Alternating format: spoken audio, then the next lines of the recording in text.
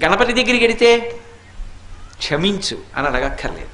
ఆయన దగ్గరికి వెడితే ఏమిటో తెలుసా, రెండు చేస్తే చాలు, ప్రసన్నుడైపోతాడు.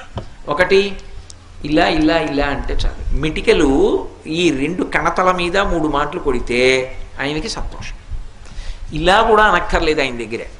ఇలా కొట్టి ఈ చేతి మీద కుడి చేయి పైకొచ్చేట్టు ఎడం చేయి కిందకు ఉండేటట్టు పెట్టి కుడి చేత్తో ఈ చెవి చివరిని ఎడం చేత్తో ఈ చెవి చివరిని పట్టుకొని 3 మాటలు గుంజీలు తీస్తే ప్రసన్నుడైపోతాడు.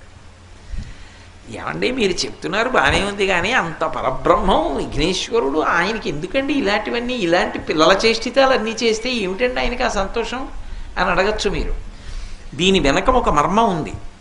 ఒకప్పుడు అగస్త్య మహర్షి మహానుభావుడు, సామాన్యుడు కాడైన ఆయన ఆ దక్షిణ దేశంలో ద్రవిడ దేశం దగ్గర ఒక పర్వతం మీద కూర్చొని తపస్సు చేస్తున్నాడు.